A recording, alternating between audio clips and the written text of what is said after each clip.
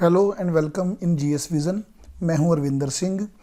Corona virus की वजह से जहां पूरी दुनिया में हड़कंप मचा हुआ है, भारत में भी इसके केस बहुत बढ़ चुके हैं। ऐसी कंडीशन में भारत में कोरोना वायरस को लेकर एक मेडिसिन को अनुमति मिली है, वो है फेबीफ्लू। फेबीफ्लू मेडिसिन है।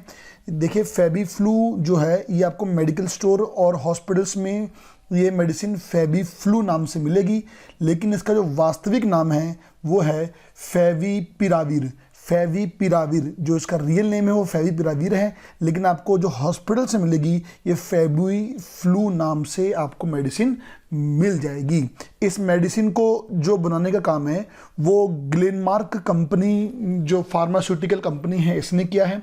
ग्लेनमार्क फार्मास्यूटिकल कंपनी भारत की पहली ऐसी कंपनी बन चुकी है जिसको इस प्रकार की मेडिसिन बनाने और उसकी मार्केटिंग करने की अनुमति मिल गई है। मैं आपको एक बात बता दूं कि पिछले 5 महीने से कोविड-19 के उपचार के लिए जितनी भी दवाइयां चर्चाओं में थी, उन दवाइयों में से जो फेविपिराविर है वो हमेशा टॉप पर रही है। और अभी रिसेंटली जो इंडियन ड्रग्स कंट्रोल है उसने फेविपिराविर को कोरोना वायरस के उपचार हेतु अनुमति दे दी है।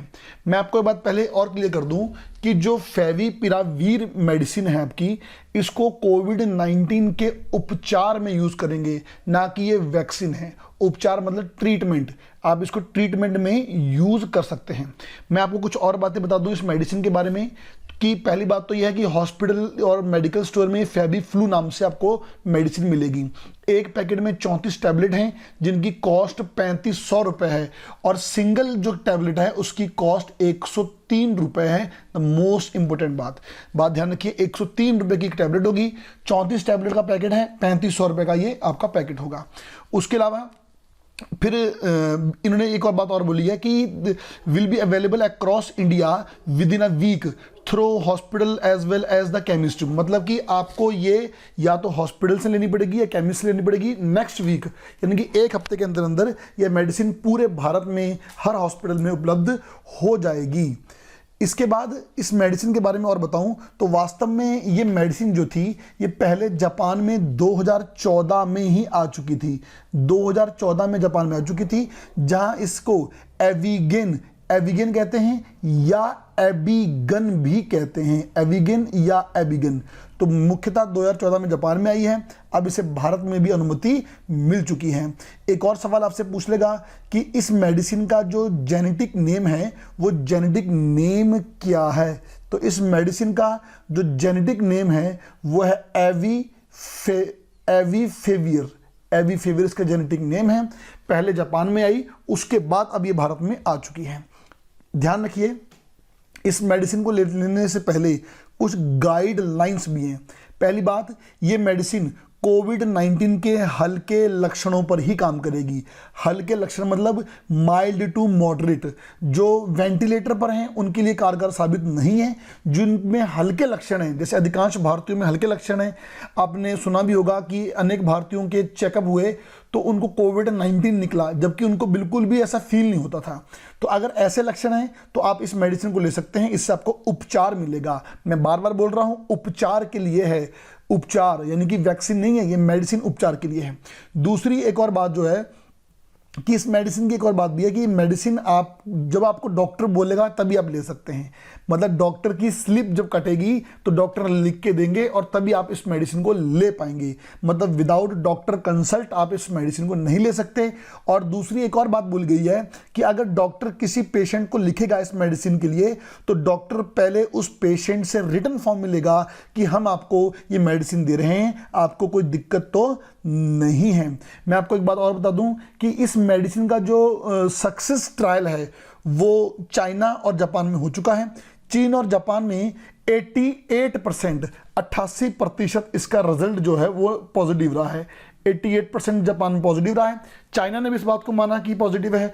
इसके बाद चाइना, इटली और बांग्लादेश ने इसको कमर्शियल अप्रूवल दे दिया है। भारत ने कमर्शियल अप्रूवल दे दिया है। इससे पहले जो है वो इटली, चाइना और बांग्लादेश इस मेडिसिन को कमर्शियल अप्रूवल दे चुके हैं। भारत में ये जो जितने भी ये मेडिसिन को कमर्शियल अप्रूवल मिलता है ये देता है CDSCO। CDSCO मतलब central drugs standard control organisation. ये जो है कमर्शियल अप्रूवल आप लोगों को ये मेडिसिन को देगा। इसके बारे में अगर बात करें तो CDSCO एक रेगुलेटरी बॉडी है जो फार्मास्यूटिकल को और मेडिकल लाइन इनमें को सबको कंट्रोल करती है। तो इसमें साफ साफ दे रखा जो CDSCO है, CDSCO under the control of director general of health service, ministry of health, family welfare, government of India, इसके अंडर में काम करती है। आपसे पूछ लें कि CDSCO किसके अंडर में काम करती है, CDSCO की फुल फॉर्म क्या है, तो आप इन सब बातों को वहां पर बता सकते हैं। मैं आपको एक बात और बता दूं कि ये बात पहले बोल दी गई है कि जो ये मेडिसिन है ये प्रेग्नेंट वुमेन को ना दी जाए क्योंकि इसके साइड इफेक्ट हैं। प्रेग्नेंट वुमेन से ये जो मेडिसिन है, जो ड्रग्स है, इसका इफेक्ट बच्चे के अंदर भी जाता है, इसलिए सलाह दी गई है कि प्रेग्नेंट वुमेन्स को ना दी जाए। फायदा क्या है? फायदा यह है कि ये एक ऑरल टैबलेट है, ऑरल टैबलेट। कोविड-19 के लिए बहुत सारे ट्रीटमेंट आ रहे हैं जिसमें से कुछ इंजेक्शंस भी हैं। इंजेक्शन जो हैं वो हम नॉर्मली घर पे नहीं लगा सकते, उसके लिए हमें डॉक्टर की जरूरत पड़ती है। लेकिन अगर ये मेडिसिन हमें डॉक्टर ने दे दी है तो डॉक्टर की जरूरत नहीं पड़ेगी, हम घर में इसको ऑरली खा सकते हैं। ये इसका एक बड़ा जो है वो फायदा है। तो ये तो थी इस मेडिसिन के बारे में साफ साफ और स्पष्ट बात। फेबीफ्लू मेडिसिन है।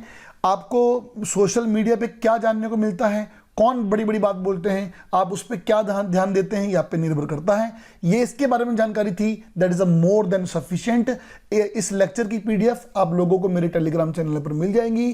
Thank you for watching.